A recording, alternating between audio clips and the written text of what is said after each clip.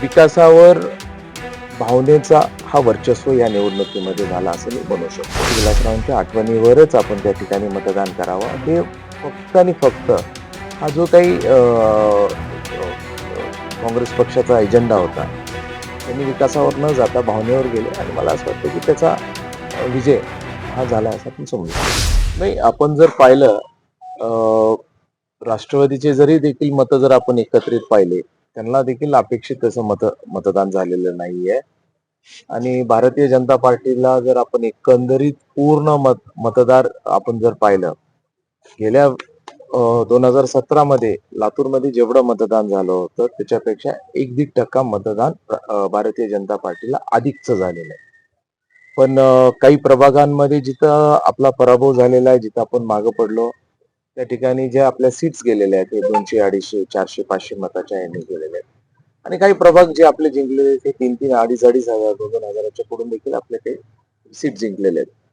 त्यामुळं एक पॅटर्न जो म्हणतो काही भागामध्ये काही प्रभागामध्ये म्हणजे मी या निवडणुकीचं एका ओळीत जर सांगायचं जर म्हटलं तर विकासावर भावनेचा हा वर्चस्व या निवडणुकीमध्ये झाला असं मी म्हणू शकतो. त्यामुळं काँग्रेसने पूर्ण निवडणुकीमध्ये भावनिक आव्हान करूनच निवडणुकीला काँग्रेस पक्ष समोर गेलेले आणि त्याचा वर्चस्व देखील त्यामध्ये झालेला आपल्याला लक्षात येतं.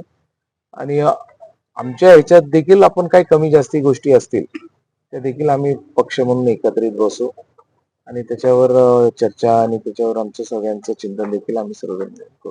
स्वर्गीय विलासराव देशमुखांचं नाव घेऊन भावनिक केलं होतं. निश्चितपणे शेवटपर्यंत जरी आपण पाहिलं, इथले जे नेते काँग्रेस पक्षाचे अमित देशमुख यांनी शेवटच्या क्षणापर्यंत, त्यांनी शेवटच्या मोमेंट पर्यंत मतदान त्यांनी विकासावर कधीच मागितलेलं नाही किंवा त्यांनी स्वतःच्या आपण काय लातूरकरांना देणार याच्यावर त्यांनी शेवटपर्यंत मतदान कधीच मागितलं नाही.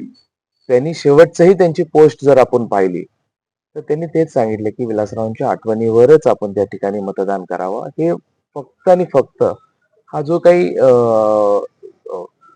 काँग्रेस पक्षाचा एजेंडा होता, त्यांनी विकासावर न जाता भावनेवर गेले आणि मला असं वाटतं की त्याचा विजय हा झाला असं आपण समजू शकतो. काय म्हणतात लातूरकरांना? जे निकाल आले त्याला आपण समोर जाणं गरजेचं आहे आणि महानगरपालिकेमध्ये विरोधी पक्षाची भूमिका म्हणून देखील आपल्याला एक मजबूतीने काम करणं गरजेचं आहे. सरकार केंद्रात राज्यात आपलं सरकार आहे. सकारात्मक गोष्टीला सरकारचा जो काही विकासासाठी जो माध्यम असेल, हा इथं जरी महानगरपालिका काँग्रेसची असेल, भारतीय जनता पार्टीचा हा विकासाचाच मुद्दा आहे. त्याच मुद्द्याच्या अनुषंगाने जिथं सकारात्मक आणि जी ताकद लागेल सरकारची ती लातूरकरांसाठी, कारण लातूरचं कल्चर वेगळं आहे, लातूरची संस्कृती वेगळी आहे. विंडेक्टिव्ह पॉलिटिक्स आपण लातूरमध्ये कधी करत नाही. लातूरमध्ये निवडणुका संपल्या, राजकारण संपलं. आता लातूरकरांच्या हितामध्ये जे काय असेल ते पाऊल सर्वांनी एकत्रित मिळून उचलावं असं आम्हाला वाटतंय. लातूरकरांचा विकास होणार आहे?